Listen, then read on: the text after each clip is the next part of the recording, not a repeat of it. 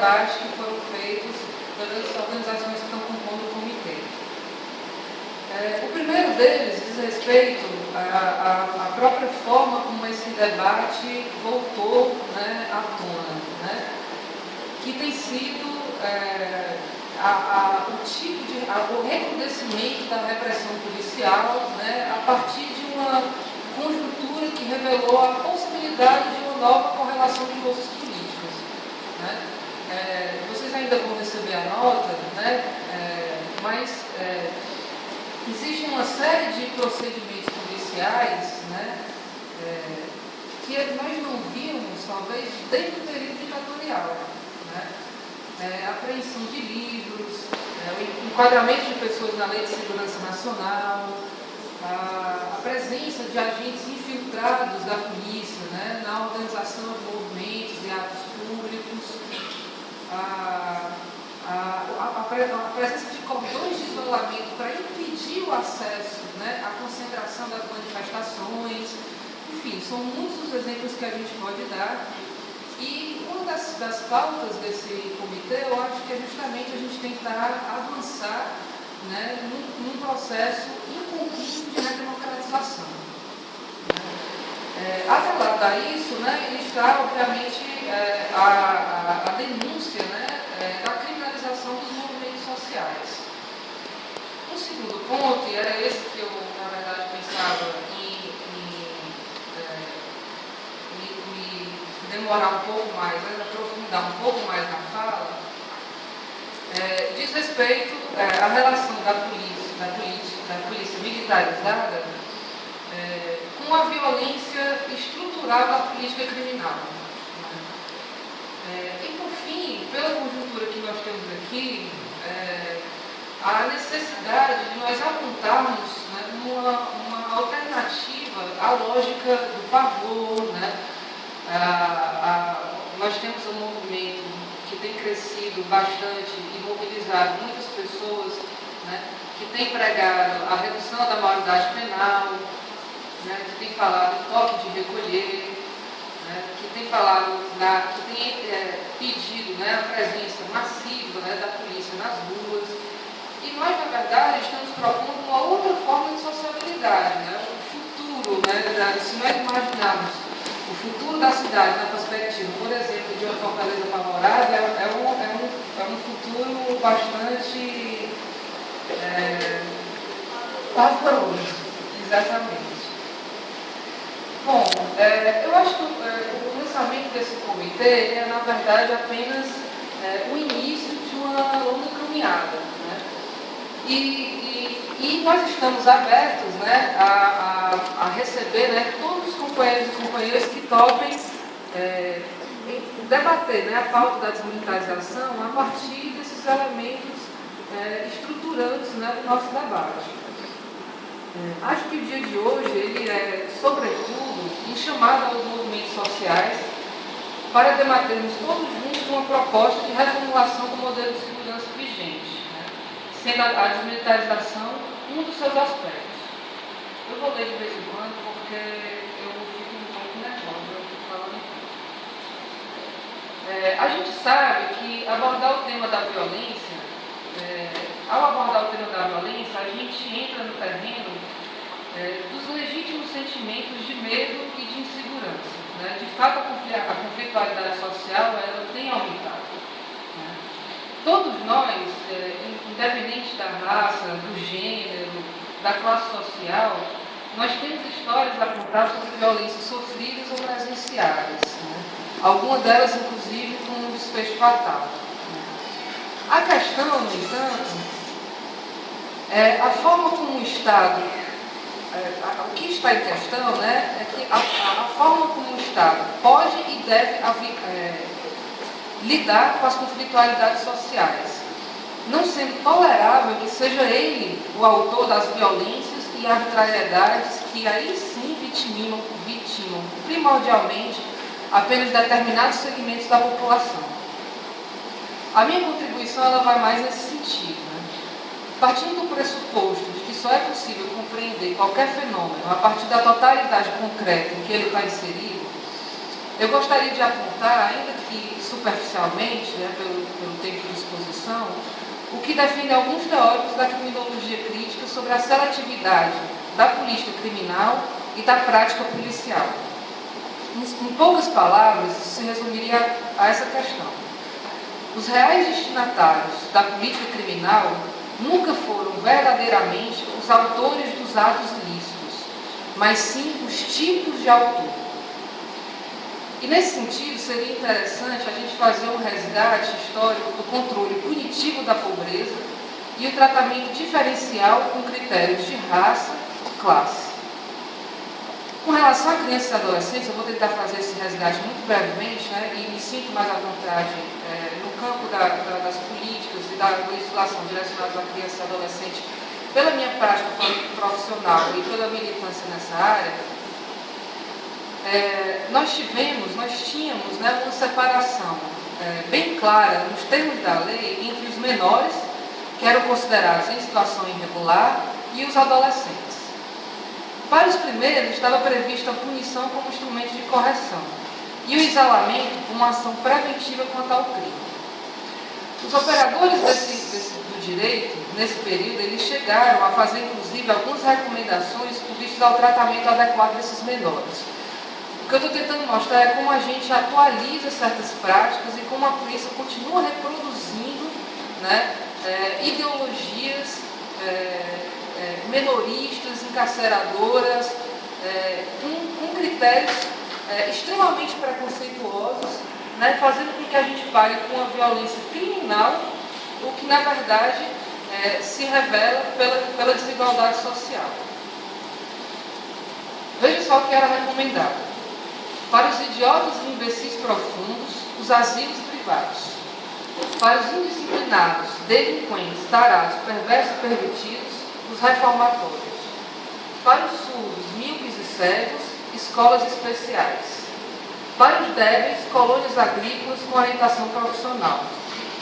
Vou pular aqui alguns adjetivos, né, são todos eles fortes, mas as orientações são, né, sanatórios ou hospitais, colônias de trabalho, aproveitamento e emprego adequado. Isso, embora seja, né, da década de 30, na verdade, continuam sendo as alternativas propostas, né, para as pessoas que estão em situação de destituição econômica. Né? Para o filho do pobre, a alternativa é o trabalho. Né? Para a classe média, o estudo. Né? As escolas continuam sendo, não apontando uma proposta inclusiva, e assim por diante. Então, eram estratégias claramente segregacionistas para a preservação da ordem social. O Estatuto da Criança e do Adolescente, ele trouxe uma ruptura desses paradigmas ao se voltar todo o universo de crianças e adolescentes, né? E não somente para aqueles que eram considerados em situação irregular. Mas a provocação fundamental nessa introdução é: a mudança no texto da lei mudou a realidade? Ou a gente tem apenas uma semântica que oculta, né, os reais conflitos da sociedade? O que nos revela o perfil daqueles que são privados de liberdade? E o que demonstra os índices de homicídio? A verdade é que a operacionalização da política de segurança, de uma forma geral, ela guarda muitas contradições.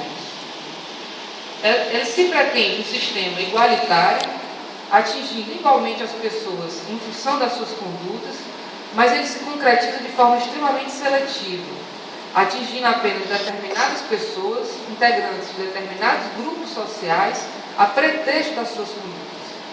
Ele se apresenta como justo, buscando prevenir o delito, mas restringindo sua intervenção aos limites, né, da necessidade social, mas na verdade ele se concretiza de forma apenas repressiva. E ele se apresenta como comprometido com a dignidade humana, quando na verdade ele tem um efeito extremamente estigmatizante, promovendo uma verdadeira degradação social na figura da sua clientela. É a partir dessa conjuntura social que rejeita visceralmente a noção de direitos universais e divide binariamente seres humanos em cidadãos de bem e aqueles de segunda ordem, os matáveis, os torturáveis, etc., que nós precisamos debater o modelo de segurança vigente. Nós precisamos assumir que o sistema penal e de segurança exerce sua seletividade justamente para excluir do convívio social aqueles que antes já não haviam tido a oportunidade de usufruir dos bens e dos direitos sociais. É a isso que chamamos de criminalização da pobreza, a condenação antecipada de sujeitos a partir de características físicas, sociais, geográficas que supostamente revelariam a sua periculosidade.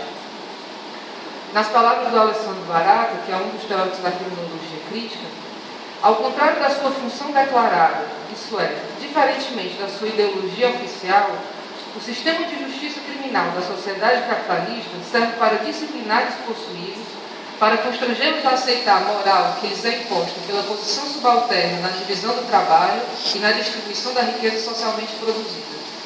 Por isso, o sistema criminal se direciona constantemente às camadas mais frágeis da população, para mantê-la o mais dócil possível nos guetos da marginalidade social ou para contribuir com a sua destruição física.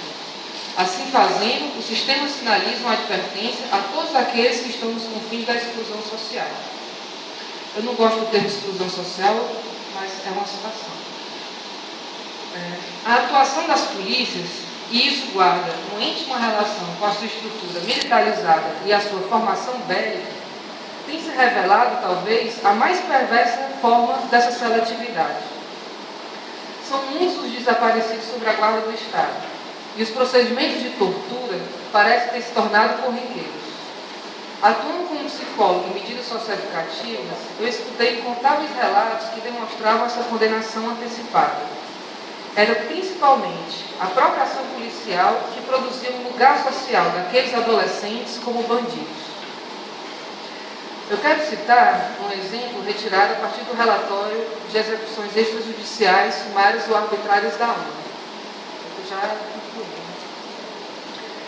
Ainda que a operação de junho, na região do Complexo do Alemão, no Rio de Janeiro, tenha resultado na morte de 19 pessoas, as autoridades do governo do Estado a consideraram como um modelo para as ações futuras. Parece que, de fato, a operação se tornou tal modelo. Em 30 de janeiro, 6 pessoas foram mortas pela polícia em uma grande operação. Em 3 de abril, 11 foram mortos. Em 15 de abril, 14 foram mortos. Depois da última operação, um alto oficial da polícia comparou os homens mortos a insetos, referindo-se à polícia como o melhor inseticida social. Esses são apenas alguns exemplos que revelam a urgente necessidade de reforma das abordagens policiais e do sistema de justiça criminal, visto que a estrutura militarizada facilita a alta taxa de homicídios com alto grau de impunidade. São 5 mortos diários por essa polícia. Então, eu acho que a gente não pode abrir um debate sobre a desmilitarização sem tocar na questão estrutural da violência e da forma como ela se operacionaliza pelo Estado. E eu queria finalizar citando um trecho da nossa nota que vocês vão receber, que acho que condensa bem a nossa intenção, o nosso posicionamento ao tocar nessa questão mais estrutural da questão das violências. O Estado não pode continuar pagando com violência sua recusa em enfrentar a desigualdade social. Se a maioria da população não confia no trabalho dos policiais, nossa interpretação e posicionamento deve ir às raízes da questão. Em um regime criado para proteger os interesses do capital, o inimigo óbvio é o povo. Acho que o Giba vai tocar mais especificamente na questão da desmilitarização, a campanha nacional propriamente dita, mas acho que a gente não poderia abrir essa mesa sem tocar nesse debate da violência estrutural e estruturante do Estado.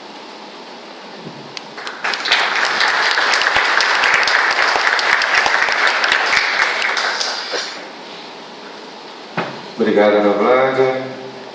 Depois eu acho que é importante a gente socializar esse texto, porque acho que é um texto que traz um marco conceitual importante para a gente fazer o debate. Eu sei que está correndo aí a lista, mas antes a própria Ana Blanca tinha me chamado a atenção de que essa nossa esse nosso evento, né, teve uma série de entidades, partidos que estiveram na organização, né, o Movimento Negro Unificado, que está aqui na mesa, a articulação de psicólogos e psicanalistas Iara e Alverberg, a ARPIA, né, que a própria Ana Vládia representa, o grupo dos desaparecidos políticos, né, ontem inclusive foi inaugurado o aparelho Anistia 6468, né, Alexandre Mourão, né, é uma pessoa, mas não só, os partidos, né, o PCB, o PSTU e o PSOL, né, a Frente Cearense contra a Redução da Maioridade Penal, o Centro de Assessoria Jurídica Universitária, o CAJU, aqui do UFC, que é um projeto de extensão, Liga Humanista e Secular do Brasil, as Vítimas do Estado, acho que é uma associação, né, que vai começar a se formar,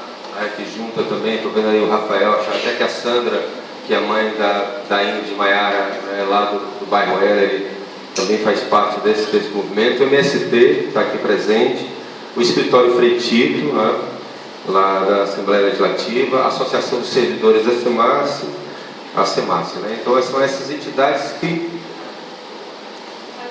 Caju eu falei.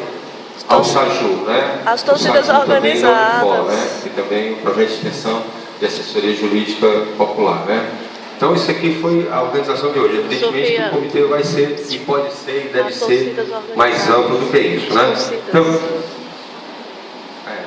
pronto. Hein? As torcidas organizadas, né? Então pronto, a gente vai, quando chegar um papel, a gente faz a referência. Então eu vou passar agora a palavra para o Chagas, o Francisco Chagas, que é pai do Bruce também, para que ele possa falar e trazer, vamos dizer, a sua experiência dolorosa, é verdade, mas que acho que é importante socializar do ponto de vista da questão das vítimas do Estado, né?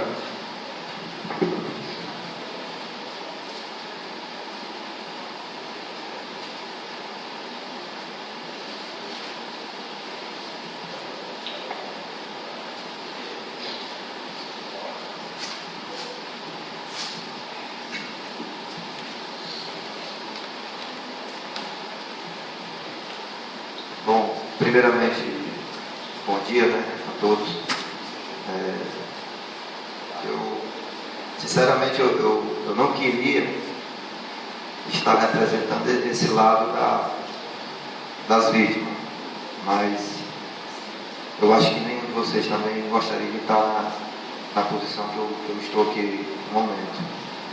Mas a gente sabe que isso é de fundamental importância, porque eu senti na pele, assim como outras pessoas também que são vítimas, né, de uma política de segurança pública ineficiente, que acabou por tirar a vida do meu filho e tirou também outras vidas inocentes. A gente, quando está numa posição, a gente se acomoda e acha que aquilo ali não afeta a gente diretamente. Então, de certa forma, você acaba não dando uma importância ou virando as costas para uma atitude, né?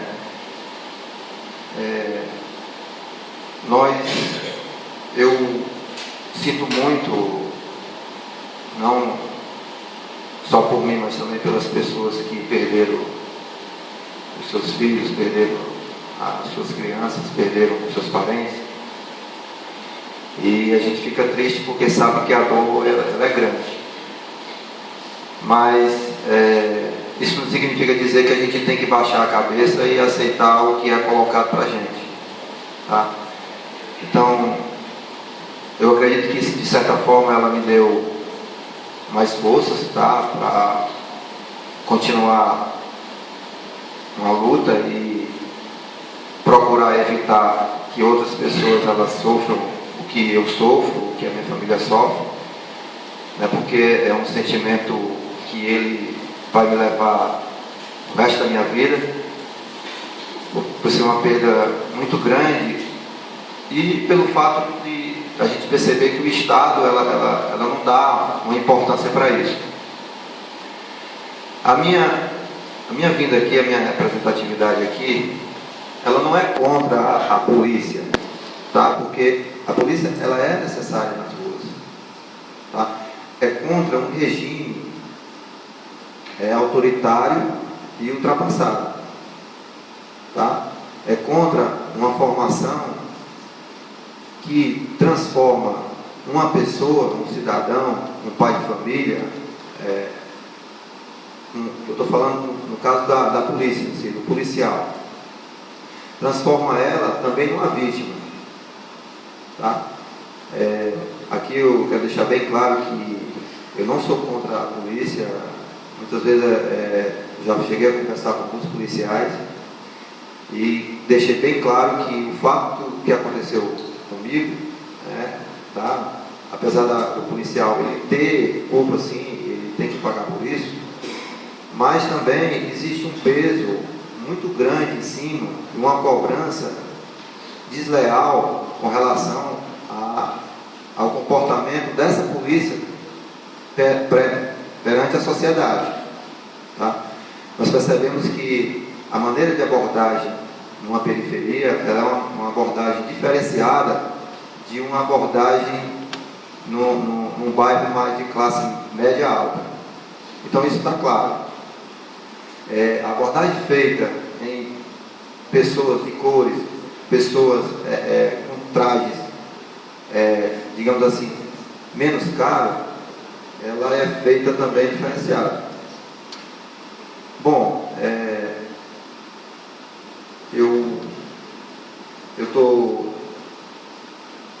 continuo ainda passando por momentos muito difíceis, tá? E como eu falei, a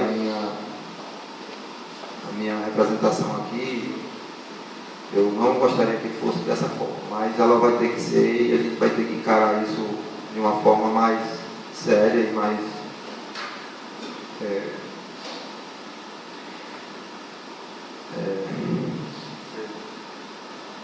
porque é muito difícil você falar de uma coisa que lhe machucou tanto e ainda continua machucando.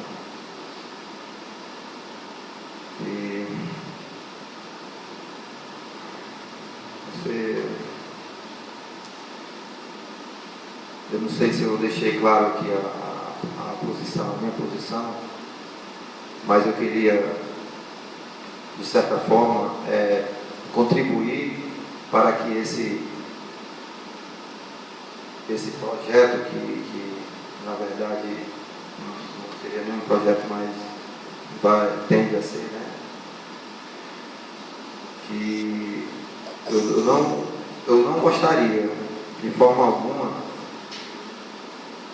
que acontecesse com outras pessoas o que aconteceu comigo.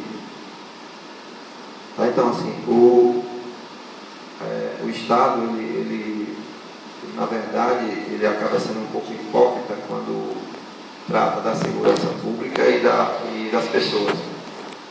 Aí queria deixar claro também que eu estou aqui não é contra a policial, contra a polícia, mas sim contra um regime que a gente sabe que afeta principalmente a classe mais baixa, tá? E que nos fere diretamente, porque eu vou dizer para você, não é fácil você conviver com a perda e saber que seu filho foi tirado de forma brutal e de forma sem explicação, sem lógica, sem motivo, tá? Então, se você não aceita isso, mas isso te fere profundamente. E o que mais fere a gente é você se sentir de mãos atadas, porque ao contrário do que seria uma política correta, certo? Seria o apoio, seria estar junto dessa família, o apoio psicológico, o apoio de todas as formas. Mas o Estado, ele se isenta dessa responsabilidade, tá? Ele joga isso para outros olhos. O que aconteceu com o meu filho, todos sabem, é uma pessoa pessoa maravilhosa, mas a gente observa que também outras pessoas, outras crianças, filhos, estão sendo vítimas também.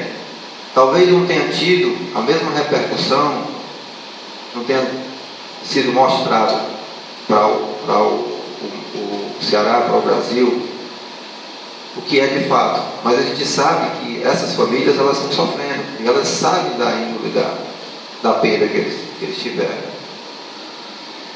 Então, queria agradecer a todos que estão aqui por entender isso e por ter dado apoio também a essa causa.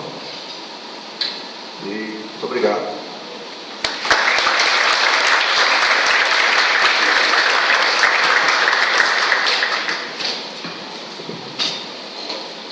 A gente sabe como é duro e como é difícil falar de situações como essa, né? Mas os Chagas têm tido uma presença muito forte, inclusive para cobrar o fim da impunidade, né? Foi feita uma manifestação no Fórum Pós-Evilapa, depois até o próprio Rafael poderá falar sobre essa ideia da associação das vítimas da violência do Estado, que estão juntando justamente esses familiares, né, que têm se juntado não só para compartilhar a sua dor, mas para lutar, né, contra a impunidade, né? Então, as pessoas que chegaram agora, a gente está correndo aí uma listinha para as pessoas colocarem o nome, o endereço eletrônico e a entidade, para a gente depois continuar a articulação e para depois eu também fazer a referência aqui na mesa de quem está presente aqui. Então, passo agora para o Paulo Sérgio, né, que é o Movimento Negro Unificado.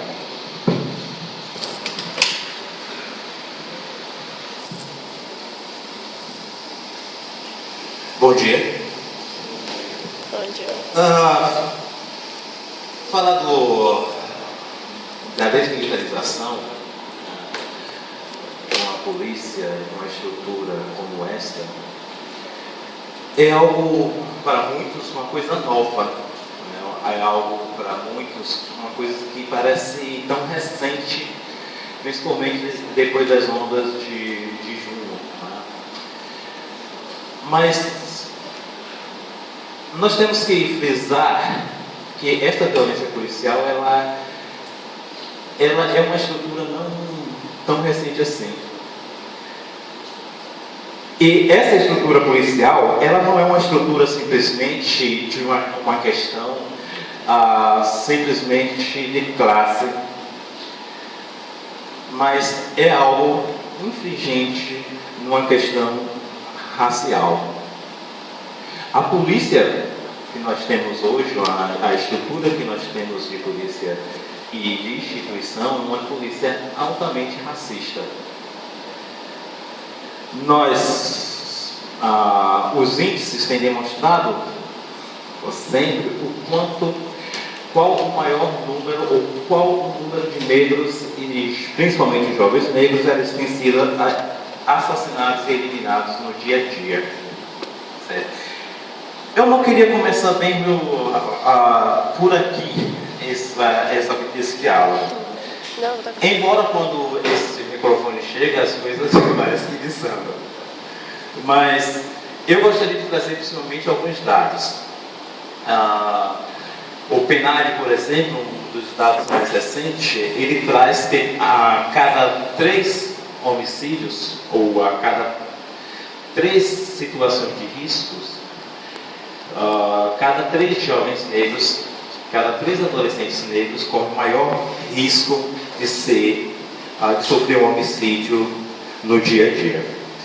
Mas esses homicídios, quando nós falamos nele, geralmente nós ocasionamos ou somos tendencionados a levar que esses homicídios ocorrem simplesmente pelo fato de, como uma provocação que eu fiz no Face do Leonardo Sá, que é um professor da UFC, e ele excluiu essa página e refez outra. E eu estava fazendo algumas provocações com alguns policiais que faziam parte daquela lista.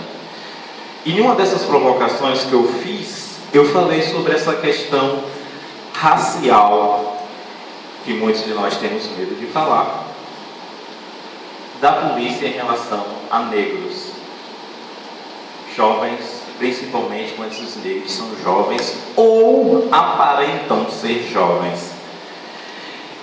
E numa dessas provocações eu coloquei para eles que um deles me falou que a polícia de hoje não é a mesma polícia de 20, 30 anos atrás. E eu falei para ele que ainda assim, hoje nós sofremos a mesma violência que nós sofremos há 10, 30 anos atrás, ou até mais do que isso, que eu não era nascido. Em 1978, surgiu no Brasil uma organização chamada de Movimento Negro contra a Discriminação Racial. Essa organização foi criada de uma integração de diversos grupos que faziam o combate ao racismo em diversos estados. E essa organização se criou principalmente a partir de um extermínio de um jovem negro em São Paulo. Em 2013, após no âmbito do fervor das manifestações no Brasil, o gigante que acorda e dorme, acontece mais um fato semelhante ao de 1977, 78, que teve uma repercussão nacional e creio eu que internacional. Foi o caso do Amarildo. Mas quantos amarildos nós temos no nosso dia a dia? Quantos amarildos, quantos negros, quantos jovens negros são assassinados brutalmente? E esses crimes geralmente atribuídos ao tráfico, como foi tentado fazer com o caso do Amarildo, ao ponto de indicar, ou da polícia, essa estrutura policial, tentar criminalizar a esposa do Amarildo e sua família como traficantes ou como sua casa como local de fuga de tráfico. Hoje nós temos essa estrutura racista, ela não passa simplesmente pelos órgãos públicos, eles também ultrapassam pelos órgãos privados. E esses órgãos privados, como a imprensa nacional, e principalmente alguns do nossa imprensa local, principalmente esses programas, digamos assim, policiais, eles demonstram, eles trazem essa ideia que todo homicídio que ocorre com um negro, e principalmente quando parte da polícia para com esses jovens, todos eles, antes de um julgamento, são condenados. Recentemente teve aqui no Ceará um camarada nosso, que foi do MNU, hoje ele está com o Quilombo X lá na Bahia, chamado Milton Borges. Ele disse que antes a cadeia era para preto, era para negro. Hoje, esses negros não estão chegando nem na cadeia, porque estão sendo eliminados sumariamente antes de chegar lá. A questão da desmilitarização para nós negros não é uma questão simplesmente de democracia ou de direito de gritar por ela. Nessa desfacelada, nessa máscara de democracia que nós temos. A desmilitarização com certeza não vai mudar uma ideologia racista existente nesses órgãos. O racismo institucional, ele não vai ser eliminado com a desmilitarização. Nós acreditamos, temos plena certeza disso. Mas com certeza vai nos dar fôlego para viver mais um dia. Com certeza, a desmilitarização é o primeiro passo para que nós possamos ter um diálogo, ou podemos ter pelo menos um diálogo com essa estrutura de justiça, que segundo a norma, mesmo não provado cientificamente que os negros são os maiores criminosos, que se realmente essa imagem né, de que essa imagem do negro ao crime realmente é real, ainda assim a estrutura judicial ela nos trata de uma forma diferenciada as pessoas de estereótipos claros, de melanina, de menos melanina. Os nossos traços físicos, nariz, cor de pele, cabelo, ela tem uma influência muito forte na forma de abordagem e na forma com que a justiça, saindo do setor policial,